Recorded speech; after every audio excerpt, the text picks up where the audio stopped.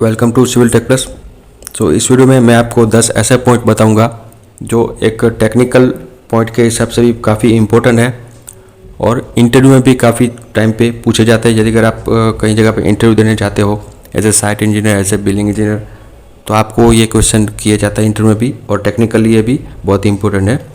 तो सबसे पहला है कि जो what is a pour card and detailing in pour card होता है, उसमें क्या होता है, हमें कास्टिंग करने से पहले, जो भी हम कंक्रीट करने से पहले स्टील शटरिंग और जो भी उसका जो टेस्टिंग होता चेकिंग होता है, वो सब डेटा इसमें फिल किया जाता है और वो सब क्राइटेरिया सेटिस्फाई होने के बाद ही हम कास्टिंग के लिए अप्रूवल देते हैं। तो उस कार्ड को कहते हैं पोर कार्ड, जो परमिशन होता है कंक्रीट को पोर करने के लिए। दूसरा है कि what is A minimum and maximum grade of cement, यानी कि जब भी हम कोई बिल्डिंग कंस्ट्रक्शन के लिए सीमेंट चूज़ करते हैं तो जो मैक्सिमम ग्रेड होता है हमारा 53 ग्रेड रहता है और मिनिमम जो ग्रेड होता है वो 33 ग्रेड रहता है सीमेंट का। और ये जो ग्रेड है वो क्या शो करता है, compressive strength of cement show करता है न्यूटन पर mm स्क्वायर। थर्ड है कि जब भी यदि अगर हम डैम का कंस्ट्रक्शन करते हैं या तो कोई बड़ा सा हाइड्रोलिक स्ट्रक्चर का कंस्ट्रक्शन करते हैं तो उनके लिए हम कौन सा सीमेंट चूज़ करें। तो डैम जो होता है वो बहुत ही बड़ी क्वांटिटी में उसका कंक्रीट आता है, तो उसके लिए जो हम सीमेंट यूज़ करेंगे वो कोई पीपीसी या ओपीसी नहीं होगा। उसके लिए लो हीट सीमेंट आता है, स्पेशल सीमेंट आता है, जिससे कहते हैं हम लो हीट सीमेंट। तो यानी कि जब भी हम मास वर्क करते हैं, मास कंक्रीट करते हैं, तो उसके लिए हम सीमेंट यूज़ करेंगे वो लो हीट सीमेंट होना चाहिए।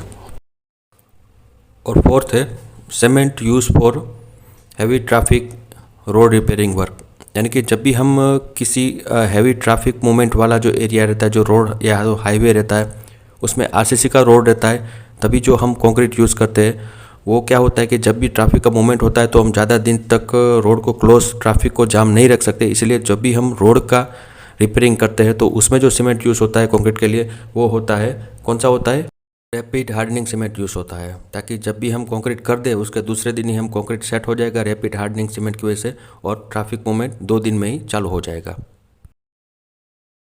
फिफ्थ है cement use for under water construction. तो जब भी हम अंडर वाटर कंस्ट्रक्शन करते हैं, जैसे कि ब्रिज का पियर होता है या तो कोई चेक डैम होता है, ज़्यादा डेप्थ में होता है, तो डायरेक्टली हमें जब भी अंडर वाटर कंस्ट्रक्शन करना होता है तो उसके लिए जो सीमेंट हम कंक्रीट में यूज़ करेंगे वो ओपीसी या कोई पीपीसी सीमेंट यूज़ नहीं होगा। उसके लिए हमें क्विक सेट सीमेंट चाहिए, ताकि जैसे ही हम कंक्रीट करें तो तुरंत सेट हो जाए, पानी की वजह से उसका सेग्रीगेशन ना हो। इसीलिए अंडर वाटर कंस्ट्रक्शन के लिए जो सीमेंट यूज़ होता है उसे क्विक सेट सीमेंट कहते हैं।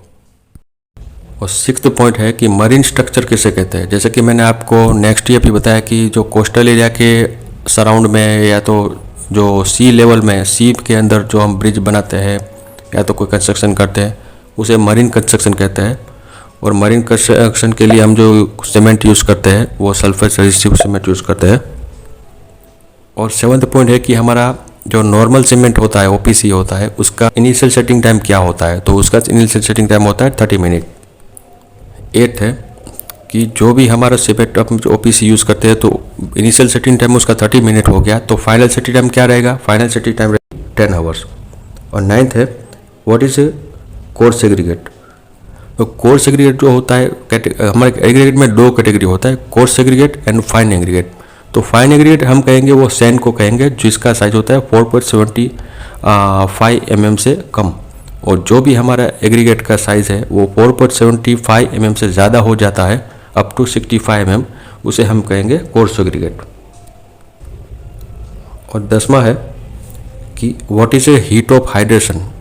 जो हीट ऑफ हाइड्रेशन क्या होता है कि जब भी हम कंक्रीट कास्ट करते हैं तो कंक्रीट का इनिशियल सेटिंग टाइम जैसे ही ख़त्म होता है उसके बाद हम देखते हैं कि कंक्रीट पर एक माइनर क्रैक्स आ जाते हैं।